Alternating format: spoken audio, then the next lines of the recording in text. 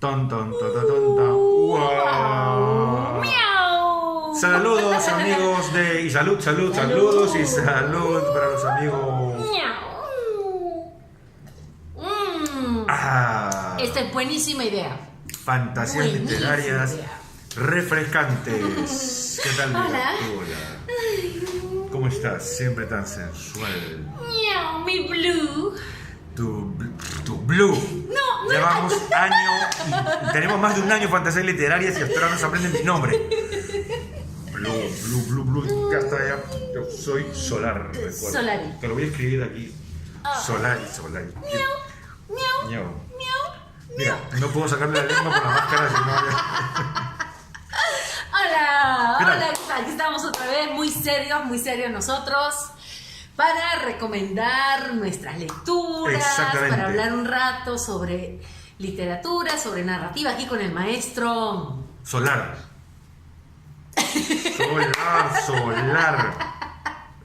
Ya me lo voy a aprender un día de estos. Ay,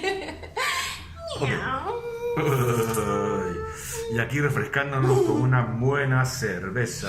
Sí, sin decir marcas.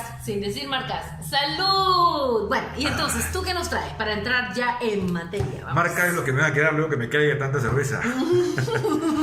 ¿Qué novedades he traído? A ver aquí.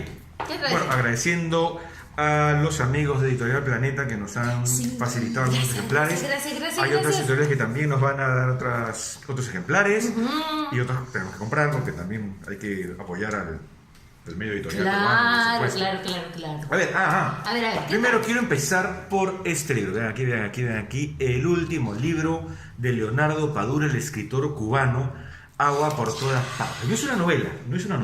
En realidad es una recopilación de sus más recientes artículos y ensayos que él realiza con tres temas que a mí me encantan. A ver, les cuento un poquito de Padura. Cuéntame. La vez anterior, ¿te acuerdas que leíamos las reseñas y todo? Bueno, acá vamos a resumir porque el tipo tiene una obra larguísima. Bueno, este escritor cubano que nació en La Habana, y es importante remarcarlo, nunca ha residido fuera de La Habana. Y ese es uno de los ejes temáticos de su libro, porque él menciona que en muchas entrevistas teniendo éxito internacional, sobre todo por una saga policíaca, porque él creó un detective llamado Mario Conde, ya publicado en muchas lenguas, le preguntan a él, ¿y por qué sigue viviendo en La Habana? O sea, usted tiene en realidad ya la capacidad económica para vivir fuera de La Habana. Y él dice, ¿por qué no? Es más, lo toca aquí en este libro, ¿por qué no se lo preguntan a Paul Auster, por ejemplo? Dice, ¿acaso a Paul Auster le preguntan por qué solo que usted vive en Nueva York y por qué no en otro sitio? Y está un poco cansado de esas mismas preguntas, a lo que él siempre suele responder, porque es mi ciudad. Es decir, él no puede vivir sin La Habana, no puede escribir sin La Habana. Y es un tema que aparece en muchos de estos artículos, muchos de estos textos. Y hay una frase muy bonita que dice que hay un sentir cubano que cuando estás dentro sientes el encierro y cuando estás fuera sientes la presión de la nostalgia, algo así. Entonces me pareció interesante, o sea, no te libras, ¿no? Ese es uno de los ejes temáticos de este autor. Otro es justamente hablar de su saga policial con Mario Conde, o sea, cómo da muy buenos consejos y reflexiones sobre la escritura de novelas, sobre todo, porque él se pregunta cómo se me ocurrió crear a Mario Conde, o sea, por qué Mario Conde, mi detective, tiene tales características, por qué lo ambiento en La Habana, por qué en tales circunstancias. Y también como por ejemplo hay un momento que él visita México y visita la casa museo de León Trotsky, donde fue asesinado. ¿Te acuerdas que visitamos el año pasado? Una situación romántica también ahí. Bueno, ahí en esa visita, el siglo pasado, en los años 90, se le ocurre, le impresiona la imagen y se le ocurre escribir luego una novela que va a ser una también de las más conocidas, antes de dar un título equivocado, El hombre que amaba a los perros, ¿no? Entonces da muchos consejos sobre qué es la novela también, no solamente porque escribe, no solo cuestiones técnicas, sino que para él qué es la novela. Y aquí encontré un pasaje, él, para uno de los ensayos que tiene aquí, se vale de unas reflexiones también de Milan Kundera, que vivió fuera de Checoslovaquia, de lo que era la antigua Checoslovaquia, y vivió en Francia, escribía en francés, ¿no? Entonces es un autor checo, es un autor francés. Y también Milan Kundera tiene varios libros de ensayos sobre la novela Y justamente Padura se vale de una de las reflexiones de Kundera, ¿no? y lo cita. Lo que leo aquí es una cita que Padura hace suya, dice, porque, sobre el arte de la novela, dice, porque de golpe todo queda claro, la vida humana como tal es una derrota. Lo único que nos queda ante esa irremediable derrota que llamamos vida es intentar comprenderla. Esta es la razón de ser del arte de la novela, ¿no? Es muy duro, wow. O sea, es pesimista si quieren, sí. Pero que Padura hace suyas esas frases para su mundo narrativo, ¿no? que va construyendo aquí a lo largo de más cerca de ya 70 años, y a todos los otros libros que ha ido publicando. Yo les recomiendo su saga policial. Inicialmente él pensaba que solo iba a escribir 4 novelas con Mario Conde, y justamente publicó una tetralogía, Las 4 estaciones, ¿no? Una novela para cada estación, pero sin embargo el público le ha ido exigiendo, pidiendo más novelas, que aparezca Mario Conde, y ha reaparecido en otras novelas más. Tiene una novela cortita, una joya, que se llama Adiós Hemingway, donde también habla de Ernest Hemingway, sus últimos años allí en Cuba, y de Leonardo Padura, jovencito también, un poco impregnándose de estas motivaciones literarias, ¿no? También con una trama policial. Así que ya saben, agua por todas partes, que en realidad es una imagen.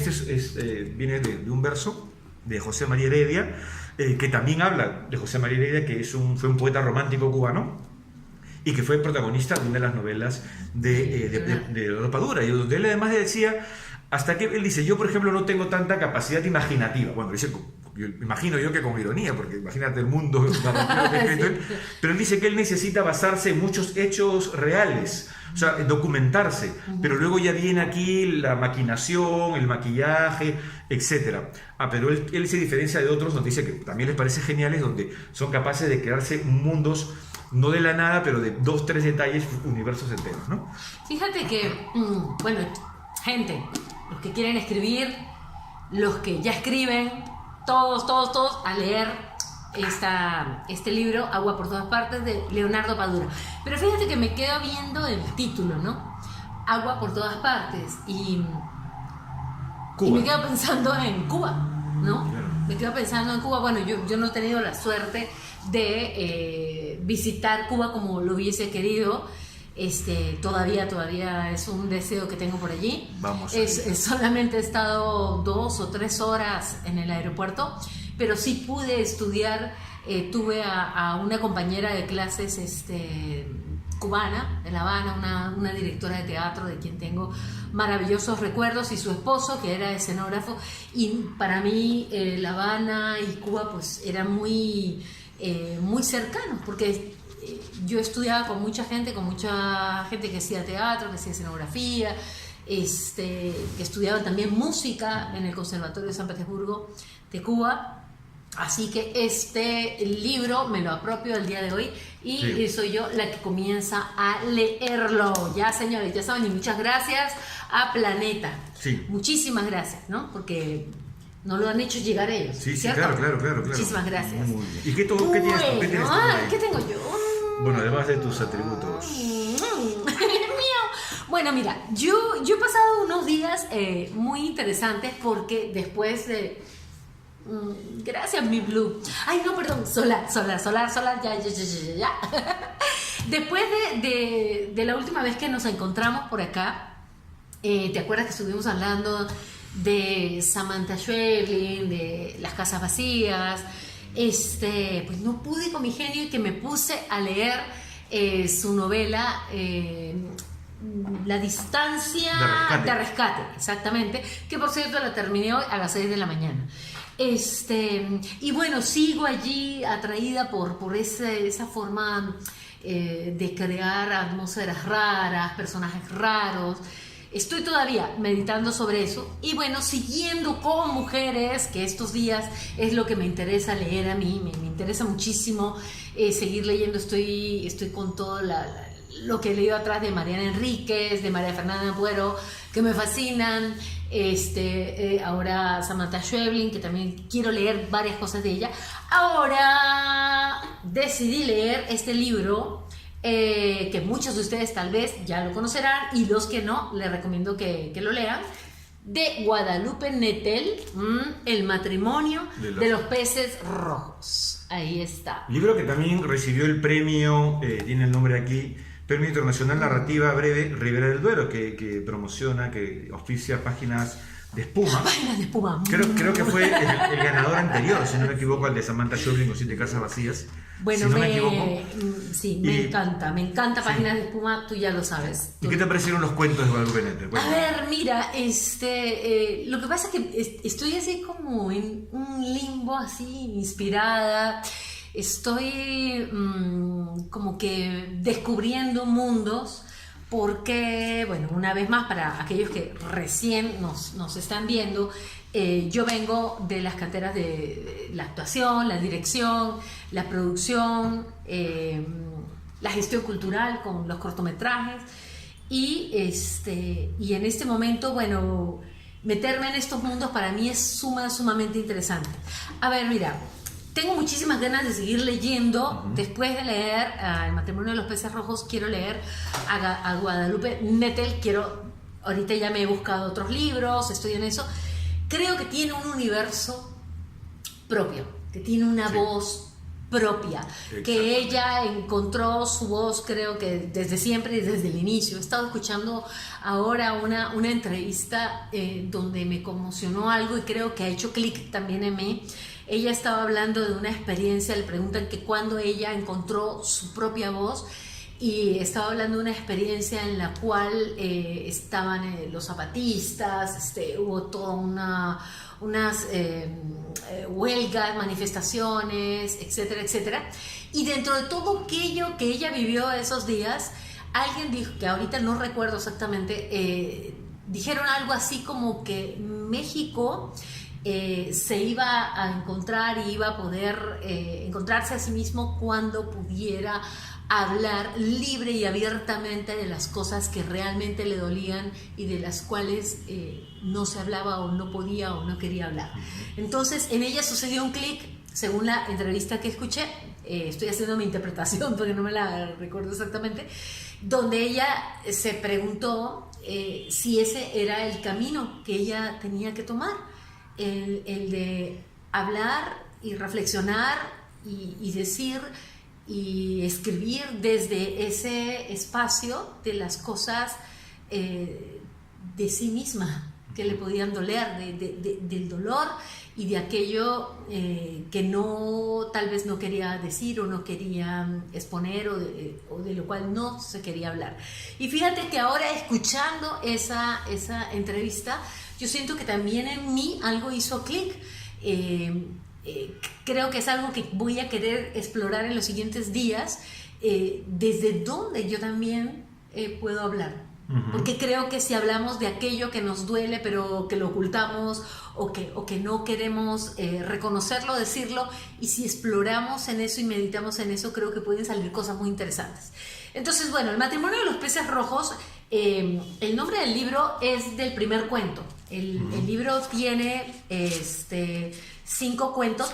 No hemos hablado para los que recién están llegando, de Guadalupe Nettel. Ella es una mexicana maravillosa, escritora, ha ganado múltiples premios, muchísimos premios. Ella nació en 1973 y bueno, escribe en su mayoría cuento, pero también tiene novelas. Y bueno, en este libro tiene 5 cuentos, que es El matrimonio de los peces rojos, Guerra en los basureros, Felina, Hongos, La serpiente de Beijing. Bueno, mis preferidos, todos son interesantes. Ella crea unos mundos paralelos entre el mundo animal y los humanos. Entonces lo que es más interesante es que parece que son paralelos, parece que estuviera hablando de los peces, cómo se relacionan los peces, o de una serpiente venenosa que está en un terrario en la pagoda de un chino francés, o está hablando de una gata embarazada, o está hablando de los hongos. Pero cuando tú vas leyendo el libro, en realidad está hablando de las relaciones humanas, de las relaciones y de la convivencia de los seres humanos, de la pareja, de lo que ocurre dentro de una casa cuando dos seres humanos se encuentran, ya sea en pareja, ya sea de amantes, ya sean de madre e hijo, ya sea de una universitaria con un roommate y sus gatos, y allí, en medio de algo que parece tan común, tan diario, tan sutil, resulta que te está hablando de las cosas más feroces y más fuertes que te pueden pasar adentro. Te puede hablar de lo difícil que a veces puede resultar convivir la convivencia de una pareja que está a punto de ser padres, y de que tal vez en esa pareja, en ese universo, tal vez por más que ellos crean que se quieren, son como esos peces que no están hechos para vivir los dos por más que se quieran, ¿no? O el reflejo de una universitaria en una gata que está en celo y que se convierte en la mamá gata de 8 gatitos, y en lo que sucede con su propio cuerpo y su propia posibilidad de maternidad. O uno que me encantó muchísimo, que es Hongos, es dos matrimonios supuestamente que están bien, que están fantásticos, y uno de cada uno de estos matrimonios se encuentran y tienen una relación de amantes, y cómo esa relación puede ser comparada en algún momento, cómo esa relación puede convertir en hongo a uno de esos dos, ¿no? Sin decir más allá. Entonces sí, creo que no son cuentos, o sea, creo que son cuentos que se tienen que leer 2 veces, por el placer, o tres, o cinco, por el placer de encontrar cosas que van más allá, como la cebolla, ¿no? O sea, que creo y siento que tienen varias capas para descubrir. Hay otros cuentos que de repente tú los lees, te emocionan, te maravillan, llegas a las lágrimas, pero como que dices, no voy a invertir otra vez tiempo en leerlo. Yo siento que de alguna manera yo voy a regresar a algunos de estos cuentos. Te quiero leer un pedacito, vamos a ver si mis ojos no me traicionan el día de hoy, pero me llamó la atención esto. Es una invasión de cucarachas, ¿ya? Y dice, los humiles no eran los únicos bichos que se vendían ahí. También había comerciantes de abejas cuyo veneno, me enteré esa mañana, servía para desinflamar heridas y para bajar la fiebre. Grillos color morados, gusanos de maíz, aguahuetles y unas hormigas gigantes que se llamaban chicatanas. Según el instituto para el cual trabajo en la universidad, el número de insectos comestibles censados en nuestro país asciende a 507 especies. ¿Ve que no tiene nada de malo comerse a los insectos?, le preguntó Isabel a mi tía, quien seguía observándolo todo con actitud reflexiva. Se lo aseguro, señora, si empezamos a comerlas, las cucarachas se irán despavoridas. Y luego hay una frase que me llamó mucho la atención, que está por acá, que me gusta mucho. Es así como la frase que tú me leíste, que dice: el enemigo en cambio no parecía amedrentado por nuestros ataques. Las cucarachas caminaban por la casa con una desfachatez que rayaba en la arrogancia, tal vez porque al menos en número eran superiores a nosotros, o quizás porque a diferencia de los seres humanos no les importaba la muerte. Era esta característica y no el color de sus caparazones ni la fealdad de sus patas nerviosas lo que más me atemorizaba. De algo estaba seguro: si no las desterrábamos, ellas lo harían con nosotros. Contundente. Sí, es una muestrita de... No, de hecho, Guadalupe Nettel es una excelente narradora, que actualmente dirige la revista cultural de la UNAM. Sí, bueno, yo tuve el gusto, gracias a mi Ricardo Malaria, de conocerla y de estar en su casa un ratito. Eso, no se olviden de buscar, los que todavía no lo han leído, El matrimonio de los peces rojos. ¡Miau! ¿Y ya, tú? ahora, para ir cerrando, así otras, porque nos hemos concentrado en estos 2 libros de Padura y de Guadalupe Nettel, dos chiquitos. Aquí, en breve, un libro también chiquito, breve, del Premio Nobel de Literatura chino, Mo Yan, con su libro Cambios. Claro, es un libro pequeñito a diferencia de sus grandes novelas, como tenemos Sorgo Rojo, La República del Vino, La vida y la muerte me están desgastando, Grandes pechos, amplias caderas, Rana, en fin, es un excelente narrador. Se dice, digamos, entre las frasecitas rápidas que suelta la oficina de marketing de las editoriales, que es una suerte de García Márquez chino, digamos, ¿no? Porque sí tiene influjo de elementos sobrenaturales que se cuentan de una perspectiva natural, digamos, desde dentro de las historias. Sin embargo, este elemento cambios es particular porque se aleja de todo esto. En realidad es como si Mo Yan hubiera, que además es interesante porque es un seudónimo, ¿sabes? Que Sí. Mo Yan significa no hables. Me pareció Sí, interesantísimo. un escritor que su seudónimo es no hables, ¿no? Es que me parece además eso como una estética, no hablar. Por acá en Padura por ahí tiene una frase también interesantísima, pero ya buscaré en otro momento, ¿no?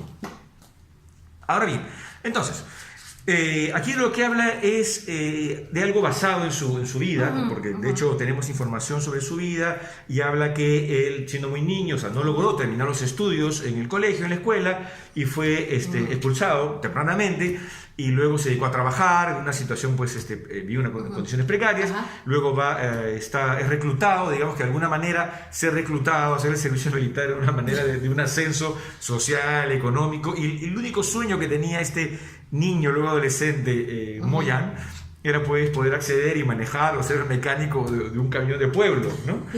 Sin embargo, cosas de la vida lo llevan hasta, bueno, a ser el gran escritor que es ahora.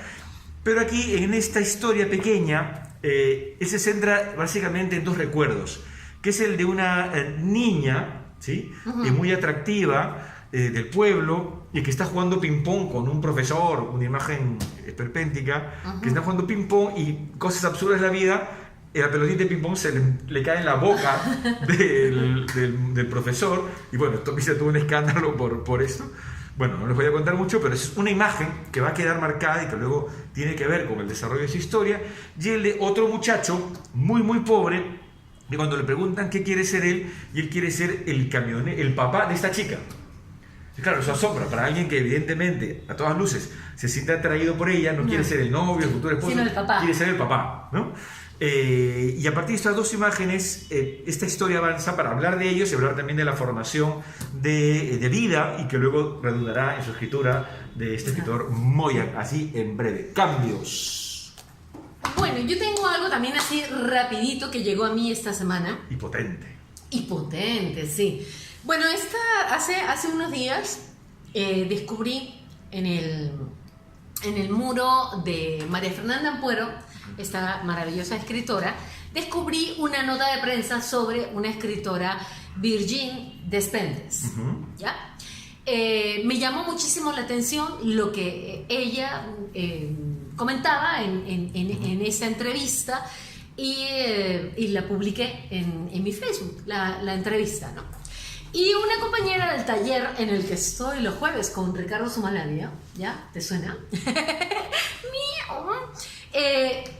Tuvo ella, Sofía Gómez, tuvo la gentileza de prestármelo, recién lo he recibido, pero comencé a leerlo. Se llama La teoría de King Kong, ¿ya?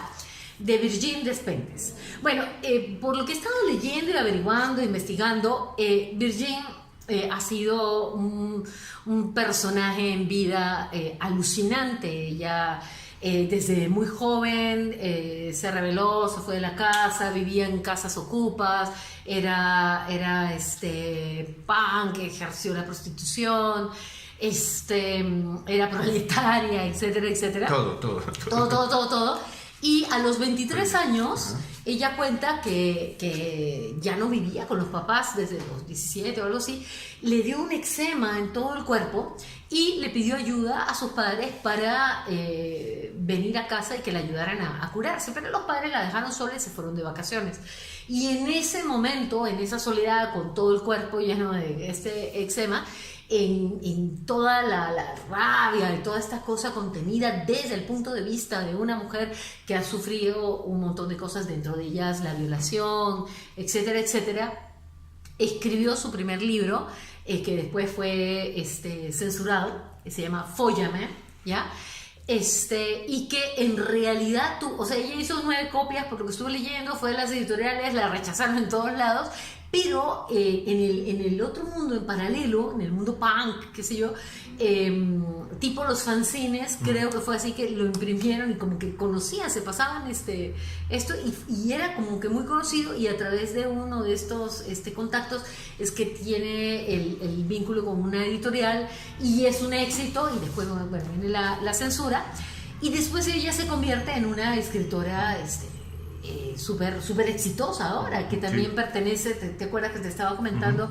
A esta institución de los premios. Premio concurso. Sí, imagínate a dónde ha llegado, ¿no? Y me ha sido muy interesante, ¿por qué? Porque ella habla desde su experiencia personal, desde lo que a ella como mujer le tocó vivir, que puedes estar o no puedes estar de acuerdo con lo que ella diga, desde su feminismo, desde el ser autodidacta, desde el nivel a donde ella ha llegado, y le preguntan, por ejemplo, oye, ¿tú crees que entonces la universidad no tiene sentido? Y dice, no, sí tiene sentido, obviamente que tiene sentido, porque te enseña un montón de cosas que a mí he tenido que aprender de una manera mucho más difícil. Disciplina, digamos. Sí, te disciplina, te muestra el camino y tal. Entonces, voy a leerte nada más un pedacito.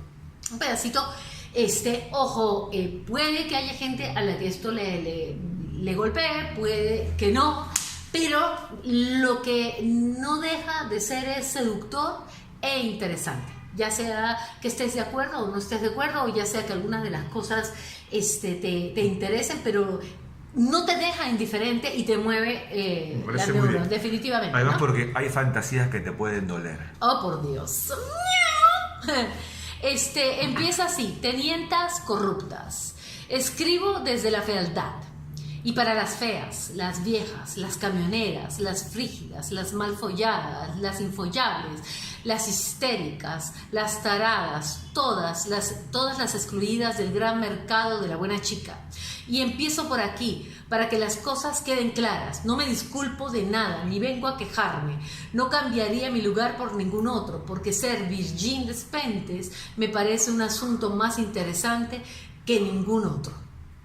O sea, empezando por ahí, toda esta introducción que es muy larga y ya estamos con el tiempo justo, a mí me parece sumamente seductora, interesante. Entonces yo estoy empezando a leerlo, ya les contaré más adelante cuando termine, pero sí quisiera compartir que estoy leyendo esto. Gracias, Sofía Gómez, por habérmelo prestado, y nada, ya te contaré cómo me golpeó, o cómo me gustó o qué no me gustó del libro, pero por ahora recomiendo que vamos a leerlo y a tener un juicio crítico personal, ¿no? Claro. A partir de una lectura. Me parece genial. Definitivamente hay, como bien lo has dicho, hay lecturas que no necesariamente van a complacer a todos. Exactamente. Pero no te dejen diferente. Eso es lo fundamental, sí. Que eso que te empieza a remover, y que ya cada uno obtendrá sus conclusiones así. Sí. Y terminamos simplemente agradeciendo enormemente a Planeta, porque nos ha entregado otros libros, por ejemplo, de Rosa Montero, Los tiempos del odio.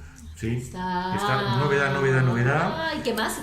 Y luego Los crímenes de Alicia, del escritor argentino Guillermo Martínez. Esta novela ganó el premio Nadal.